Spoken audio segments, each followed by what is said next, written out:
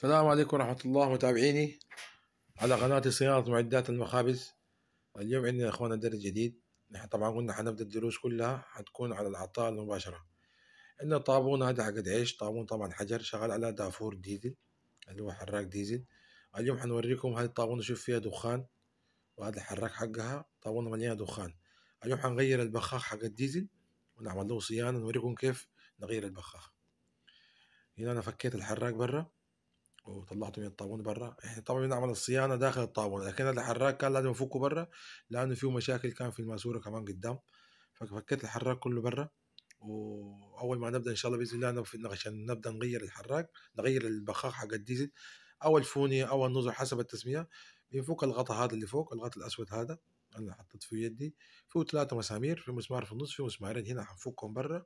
هيبين معانا المروحه من جوا والماسوره. طبعا البخاخ داخل هذا السلك اللي انا مسكته سلك الشراره.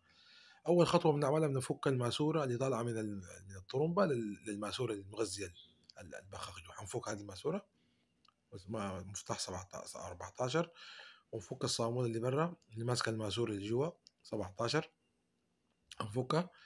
ونبدا هنا الخطوه هذه مهمه، هنبدا نسحب الماسوره مع السلك حقها، السلك حق الشراره، هذا السلك اللي يولع الشراره شويه شويه. هنسحب البرة شويه شويه شويه بالطريقه هذه. نسحب السلك مع الماسوره، ما نسحب الماسوره لحالها، السلك مع الماسوره مع بعض الاثنين لحد ما يصل معنا تطلع مع الماسوره كامله، تطلع مع الماسوره كامله. هنا انا حوريكم قدام ايش فيه. قدام شوف هذا الموزع حق الهواء، وهذه هنا الفتحه شوف فاضيه، هذا الموزع حق الهواء، وهذا البخاخ، هذا البخاخ اللي ما نغيره اللي في النص، هذا اللي هو يبخ الديزل. هذا لما يطلع دخان زي ما وريتكم في الفيديو الاول، في الفيديو بدايته هذا بيخرب بيتقفل بنغيره. اول خطوه بنعملها في الغيار، في التغيير بنفك هذه العظمه، نسميها العظمه هذه اللي هي عظمه هذه الشراره، العظمه حق الشراره بنفكها، عندها مسمار في النص بنشيلها. الناس ما غيرت قبل كده تعمل علامات او تصور صوره عشان بعدين تقدر ترجع العظمه نفس المكان اللي كانت فيه وترجع القطعه نفس المكان فيه. هذا اول خطوه فكيناها اللي هي العظمه حنفكها، حطيناها هنا عشان ما تتكسر. الخطوه الثانيه الخطوه الثانيه حاليا نفك البخاخ نفسه، هنفك البخاخ نفسه نطلعه برا. طبعا البخاخ عنده مفتاح خاص، اللي ما عنده مفتاح خاص ممكن يشتغل مفتاح 17، لكن هذا المفتاح هذا افضل لانه المفتاح هذا بريحك انك انت ما تفك الموزع هذا، الموزع الدائري هذا ما بتحتاج تفكه. لكن لو اشتغلت مفتاح 17 حتضطر انك تفك الموزع عشان تدخل مفتاح 17، فهذا افضل. الان طلعتها برا انا شوف خلاص وسخانه مقفله زي ما قلت لك. الموزع ما حنفكه لانه انا عندي مفتاح خاص بالفعل. المفتاح هذا متوفر في اي مكان موجود، لو الناس تبغاه موجود. الخطوه اللي بعد كده انا هشوف الموزع من جوا. الموزع مضروب محروق فيه مشكله مكسوره، فيه شفره من الشفرات حق الديزل. براجع الماسوره برضه نفس الشيء، شوف الماسوره براجع الماسوره لو فيها تهريب، الماسوره فيها مشكله. بنفخ في الحته هذه، بنفخ هواء اساس اني اشوف الماسوره مفتوحه مفتوح. بعد ما فكيت البخاخ بنفخ، اذا نفختها والهواء طلع انسيابي معناها مظبوط مفتوح الماسوره، اذا نفختها وطلع الهواء ما بيطلع معناها مقفوله. هقوم اجيب سلك وادخله في الماسوره وادخل انكش فيها لحد ما تفتح. دي اذا كانت مقفوله. انا الماسوره عندي هذه مفتوحه الحمد لله، ما هي مقفله نظيفه. بس حنغير البخاخ ونرجع نطبق تاني مره ونشغل مع بعض ونوريكم كيف بعد ما غيرنا البخاخ النار حتكون شكلها كيف والشغل حيكون كيف. الخطوات هذه مهمه جدا جدا يا اخوان، اهم شيء الخطوات. طبعا هذا المفتاح حق التشغيل، الدقه الاولى بشغل الموتور، الدقه الثانيه بشغل الطرمبه مع الشراره، يعني بيشتغل لف الموتور ويفتح الطرمبه وبيشتغل كمان الشراره. الشراره هي اللي هي الولاعه اللي هي قبل فكيناها، اللي هي البورسلين اللي فكيناها من قبل. هذا الحراق اللي انا شغال فيه هذا حراق ايطالي، نوع ممتاز من الانواع الممتازه. حراق في منه في السوق صيني برضه، في الصيني كويس، لكن هذا الايطالي ممتاز اكثر من احسن من الصيني بكثير. شوف انا كمان هنا الاسلاك حق الشراره، لان عشان ما تتحرق الاسلاك على الشراره. هذه حته مهمه يا اخواننا، في ناس كثيره بتفك الشراره تلقى الاسلاك محروقه. لا تعملوا الاسلاك صار تعملوها كفر، هذا كفر اسمه مكرونه، هذا كفر حراري احنا بنسميه مكرونه. بعد ما تغير الاسلاك حقتك تقوم تكسيها وتدخل فيها المكرونه هذه اللي هو عازل حراري، يعني بيخلي لك بيديك فتره طويله لعمر السلك. هذا البخاخ الجديد شوف شكله كيف. هذا بخاخ ممتاز نحاس. هذا بخاخ 550. أنا الحين حصور لك، حوريكم الرقم حقه كيف تعرفوا الأرقام حقته. لو واحد سألكم قال لك البخاخ كم رقمه عشان تكون عارف الرقم حقه. في كمان نقطة مهمة، أي واحد يبغى يغير البخاخ للدافور حقه، إذا كان دافور حق فرن دوار، فرن صغير، أو دافور حق الطابونة، حراك حق الطابونة، لازم نعمل تيب. التيب حق السباكين هذا اللي شفتوه، التيب الأبيض هذا، نعمل تيب أبيض نلفها بالتيب الأبيض مظبوط، لفة كويسة، ما لفة خفيفة، لفة كويسة، عشان نعمل سيفتي، نضمن انه ما يكون عندي تهريب حق ديزل. اي تهريب حق ديزل منقط عندي قدام، انا عمل لي دخان، بيعمل لي دخان في الطابونه. فهذا سيفتي. ولازم كمان في خطوه مهمه، هذا البخاخ نحاس، والجلب اللي حنربط فيها نحاس، فلازم انت تمشيه بيدك شويه قبل المفتاح. حاول اي حاجه نحاس، مسمار نحاس، صامول نحاس، تمشيها بيدك اول شيء، بعدين تقوم تربطها بالمفتاح، لانه هذه اقل شيء السنه بتخرب طوال النحاس، لانه السنه حقته خفيفه. فالسنه اذا خربت عندك حيضرب لك الجلب اللي جوا، القاعده اللي تركب فيها البخاخ، ولا يضرب لك البخاخ نفسه.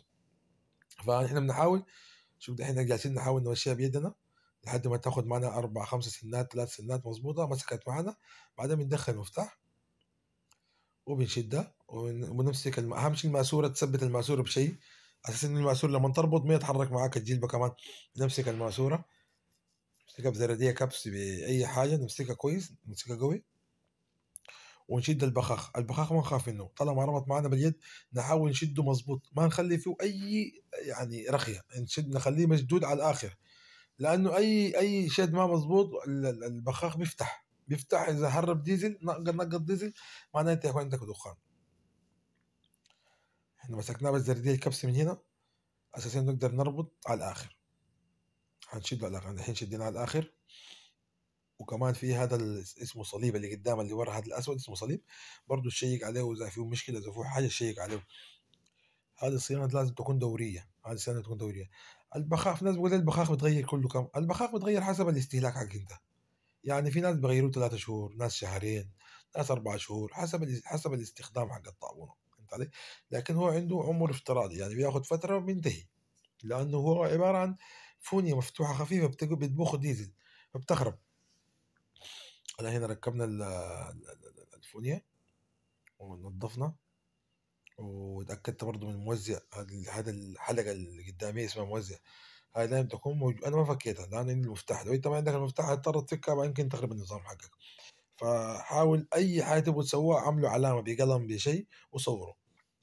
الان انا جبت العظمه حقت الشراره ارجعها محلها.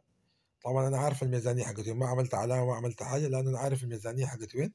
فانتوا الناس اللي بتفكها اول مره لازم تعرف انه العظمه اللي فيها الشراره لو ما قعدت محلها كويس ما بتولع بعدينك، فهمت علي؟ بتعمل لك شورت في الحديد ما بتولع، او تعمل لك كمان دخان في الطابونه. فلازم هاي العظمه تكون موجوده. شوف انا دحين وريتك، شوف العظمه كيف، شوف الشراره كيف بتجلس، ما تكون عامله تاتش مع الحديد ولا مع الفاله، تكون مرفوعه منهم فوق، وما تكون قدام البخاخ، تكون في مقدمه البخاخ، يعني في مقدمه راس البخاخ بس. نحن تبغى لما الديزل يطلع تعمل شراره، والديزل تولع الديزل، تعمل زي الولاعه، ما يضرب فيها الديزل، او ما تكون متاخره كمان بعيد انه الديزل يطلع وما يلقى حاجه تخليه يشتعل. فعباره عن ولاعه. فهذه انا بنصح انه تصوروها وتشوفوها. الان هنا ربطناها، شوف هنا قدام عيرناها وشفناها محلها مظبوط. الان حنبدا نقفل بعد كده. خلاص غطيت الاسلاك حقتي بالمكرونه. هذه المكرونه بنصحكم بالمكرونه هذه، بتحافظ لك على عمر السلك. يعني السلك عندك لو بينتهي بسرعه، مثلا كل 3 شهور، شهرين، 4 شهور بينتهي عندك السلك، هذه بتقعد معك 4 5 6 شهور. هنا عملنا شطرتون للمكرونه حقتنا عشان ما يتحرك في مكانه. هذا طبعا شطرتون بس عباره عن تثبيت بس عشان ما تفك من مكانه، يعني عشان ما ترجع بعد ما ندخل الحراق داخل الماسوره داخل الحراق ما تتفك، بس عباره عن سيفتي بس. لان هي الشطرطون هذا مع الحراره بدوب، مع الحراره بدوب، ما عنده ما في منه فائده. لكن احنا حطيناه هنا عشان بس المكرونه ما ترجع من قدام، عشان ما يصير عندي شرط. الآن ثبتناها. هنثبت دحين الأسلاك مع الماسورة، ما حنثبتها من قدام. شوف حنثبتها من هنا بس، من قريب، من قريب، محل قريب من الموزع هنا، وقريب من الفونيا في الحتة هذه. ما حنروح عشان نقدر ندخل السلك مع بعض. انا خطوتي هنا بس نقدر اوزن بيها، ادخل السلك عشان السلك ما يتشربك معي وينقطع. شوف دحين كده صارت مظبوطه، عشان السلك ما يتفك معي من العظمه او يتفصل معي. الان هذه النقطه مهمه. شوف انا حطيت، شوف الاسلاك كيف جايه، عارف مسارها كيف، اتجاهها كيف، عشان بعدين ما تعمل لي مشكله وتمسك معي الاسلاك في الحديد وتتفك السلك وانا ادخل السلك مفكوك وما تولي معي. الان انا ادخل الماسوره، لازم تيجي في الفتحه هذه فكينا قبل. شوف بمسك السلك بيدي عشان ما يدخل مع الماسوره جوا، بوزن وادخل شويه شويه شويه، بدخل واسحب معي السلك بيدي، بساعده يمشي معي عشان ما يتفك معي. لو يتفك معك ما حتولع، هيكون الشرار داخل الماسوره فقط. هنا رجعت الماسوره محلها، ارجع الصامولة ال 17 مكانه. هنا خلاص كده مظبوط، هنشده محله، مسمار بمفتاح 17. الآن هنجيب الماسورة النحاس. بعد ما نشد الصامول هنجيب هنرجع الماسورة النحاس. الماسورة النحاس دي برضه يا اخواننا خفيفة، الماسورة هي اللي طالعة من الطرمبة خفيفة، فهذه في ناس كثيرة بتربطها بقوة وبتخرب السنة وبتضطر انه الديزل يقطر من المنطقة هذه. هذه يا اخواننا ما بتحتاج لربط قوي، بتحتاج لشد باليد على خفيف. انت بتشدها على حسب المجهود حق يدك، حاجة خفيفة بس انها تمسك، وبعد كده بتشتغل الدافور حقك. اذا نقطت معاك حتقوم تديها شده ثانيه خفيفه، بس لحد ما تثبت، ما بتشدها لحد زي المسمار، لا ما بتتحمل شد. انا الحين بعمل لها، شوف بعمل تeflon في المقدمه حقت الماسوره. هذا التeflon انا بعمله سيفتي. انا اي حراق بشتغل فيه لو كان حقفر بعمل تeflon سيفتي، بعمل تeflon سيفتي عشان ما يكون عندي، اضمن ان المكنه عندي ما يكون فيها اي تهريب او اي ليك حق ديزل. هذا التeflon السيفتي. باخد 3 فلون قدام، برجع الصامولة بعدين بشدها كده، انا بكون مطمئن لشغلي، ما بخاف من شغلي. كده قفلنا.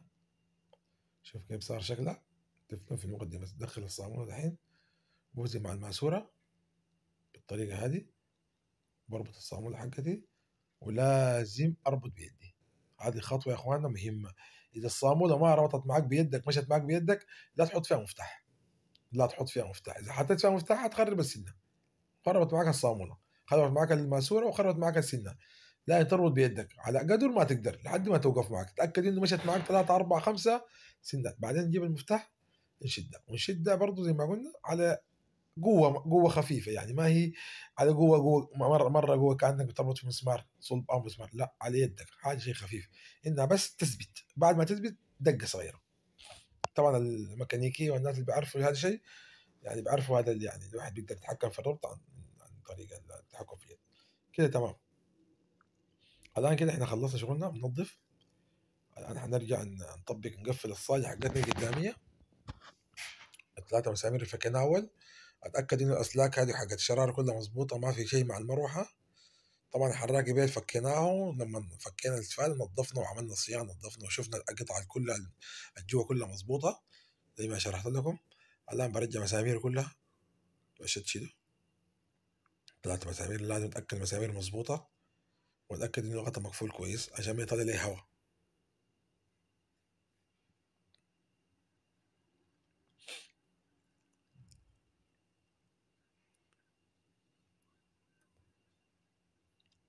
معلش الفيديو حيكون طويل، لكن أنا حبيت أصور لكم كل شيء قدامكم عشان تشوفوا، عشان الواحد لو يبغى يغير الفالة برا يغير برا.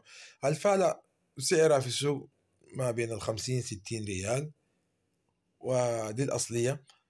وأنت ممكن تجيب واحد يغير لك الفالة، يحسب لك الفالة مثلا ب60 ب80 ب90، ويغير لك الفالة دي قدام ياخد منك 200 150، فبتكلف. هنا شوف هذه الميزانية حقت الهواء. أنا دائما بأكد إن الميزانية حقت الهواء الواحد ما يلعب فيها. شوف عندك من 1 لحد 6، الميزانية دائما بيكون ما بين الواحد، بين الصفر والواحد. دائما الميزانية حقت هواء بتكون ما بين الصفر والواحد، ما بنزود أكتر من كده. عندك هنا الطرمبة كمان، عندك طبعا طرمبة الناس بتعرف الشغالة في المخابز، وهذه هذا المسمار اللي هنا اللي هو ده بزود الديزل ونقص الديزل في الطرمبة. الآن أنا كده خلصت شغلي، فحبدأ أشغل. الآن إحنا ركبنا الموتور في الحراك في الطابونة. شوفوا كيف قبل الصورة كانت كيف، الفيديو كان كيف، كان في دخان. والآن هذه الصورة بعد ما ركبنا البخاخ وركبنا الفوية ونظفنا، صار معنا الحراك كيف، وصارت معنا الطابونة كيف، وصارت نظيفة. الأذان قطع عليها التسجيل، ما مشكلة. المهم دحين صارت مظبوط النار تمام. إن شاء الله الناس تكون استفادت من الدرس هذا، و يعني حاولنا نقدم لكم حاجة، دي حاجات من الحياة يعني بتمر علينا كتير، تغيير الفعل. إن شاء الله بإذن الله كل الدروس حتكون تاني بعد كده مباشرة على العطل نفسه، تحديده وصيانته قدامكم إن شاء الله، حسب ما ألقى وقت إن شاء الله. دمتم في أمان الله، في رعاية الله حفظه.